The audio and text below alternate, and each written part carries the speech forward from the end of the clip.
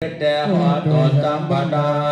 นาทิเมตรนังหันยังสังโฆเมตรนังปรังอิเอเตนะตาจบาเทนะสัจจิเตหะตุสัมปทามาการุณิโกนาทุอัฏฐายสัมปปานินังปุเรตวะปารมิสัมปหาปะโตสัมโพธิมุตตะมังเอเตนะสัจวะเทนะ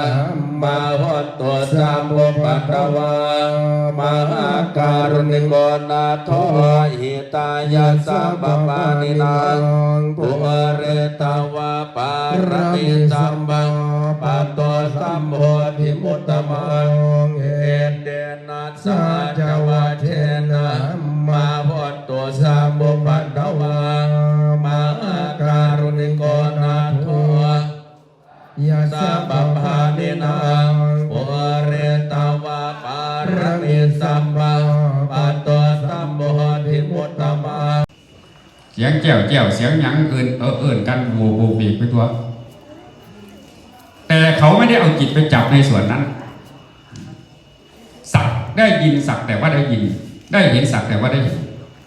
แต่ถ้าเราเนี่ยยังไม่ถึงขนาดนั้นเอาแล้วมูปนังรักตาสมาธิจะเริ่มจิตตภาวนาถวายเป็นประหลาดเจ้ากุศลโซกันกับโซกันโซก็โซบางคนคิดนะโยมบางคนก็คิดแบบนี้อาตมา100 ละบาทว่าคิดถ้าเราไม่ถึงจุดนั้นถ้าบาง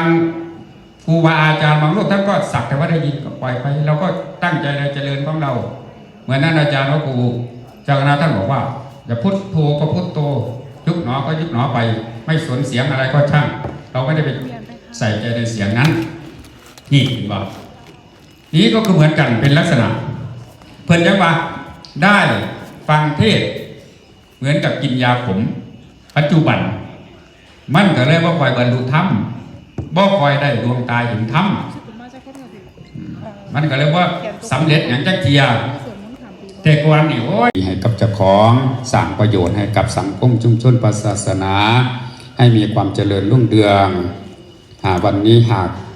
วาสนาของทุกท่านยังบกพร่องยังเที่ยวท่องในวัฏสงสารขอให้ได้เกิดมาในมงคลจักรวาลได้พบผ่านสมเด็จพระพุทธองค์ได้พบพระปัจเจกองค์ผู้เลิศล้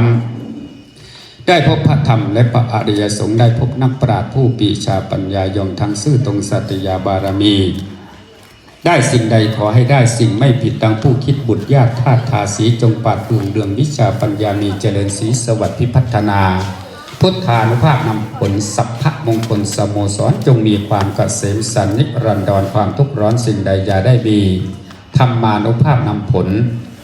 สัพพะมงคลเกษมสีจงอยู่เย็นเป็นสุขทุกนาทีเจริญศรีสวัสดิ์พิพัฒนาสังฆานุภาพนำผลสัพพะมงคลทุกทั่วหน้าขอให้ทุกท่านได้มีโอกาสเกิดมาพบคำสอนขององค์บวรพระศาสดาได้ข้ามพ้นกามคงคาสู่พระนิพพานด้วยกันทุกท่านทุกคนเถิดสา